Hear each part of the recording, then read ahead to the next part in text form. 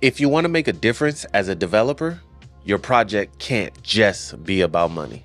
Welcome to episode 3 of Developing the Developer. Today, we're going to talk about your why. It's the most important thing because this is going to be your North Star, your guiding light, the principle that keeps bringing you back even during those hard days, even during the days that you don't want to do it. Trust me, I've been on that side. And there have been so many meetings that I didn't want to take, so many phone calls that I tried to avoid. But every time, the one thing that brought me back was my why, kept me going. It kept me understanding that the work that I am putting in is well worth it. Now, don't get me wrong. I know as entrepreneurs, anytime you hear someone say it's not about money, a few alarms should go off. I'm not here to say you should do it for free. And I'm not saying that you shouldn't make money, but if money is your guiding principle, you're going to have a problem.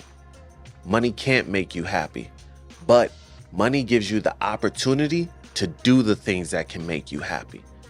For me, helping my community, helping individuals with different abilities or disabilities, that makes me happy. For me, building my community, investing, and showing people who look like me, I can do it too. That's why I'm here. So let's talk about it. How do you find your why and why it's important? In the last episode, we talked about the community and what they need. And that is extremely important. That's why I started with it. But in episode 3, we're talking about you, the developer. How does this fit you? How does this development, how does this building, how does this property fit into your legacy? This is your why.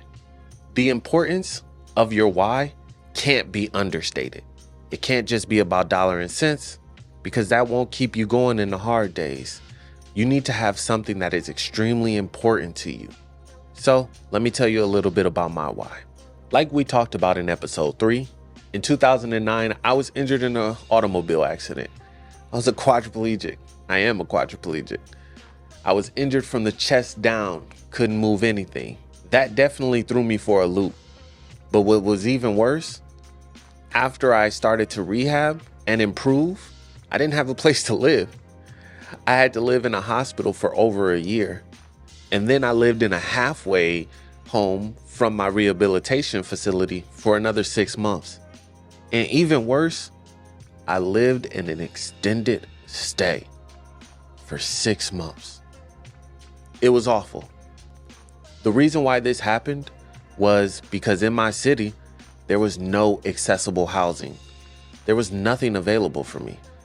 And the only solution that my care team brought to me was, well, you can live in a nursing home.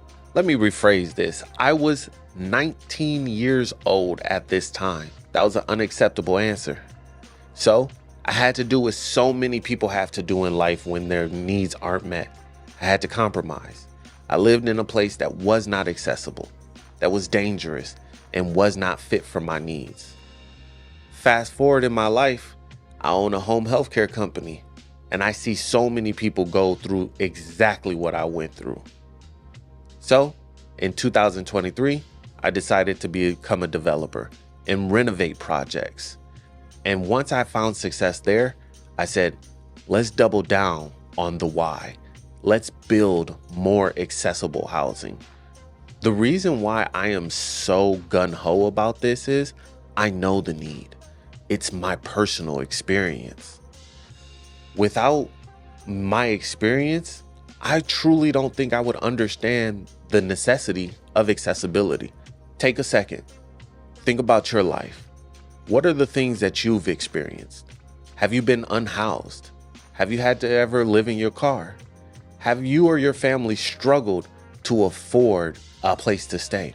If so, maybe those are the issues that you need to tackle in your community or in another community. You have experience. You have vision. We just need to bring all of these things together to create your why, to then create your project. One thing I had to learn in development is the beginning is the most tedious part. you often have to look back before you move forward, because this way it will save you a lot of time and a lot of money on the back end.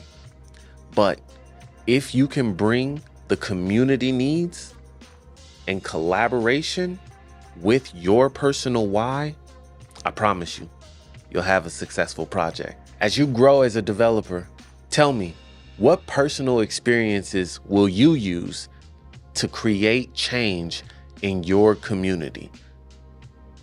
Write it in the comments. We'll see you on the next episode.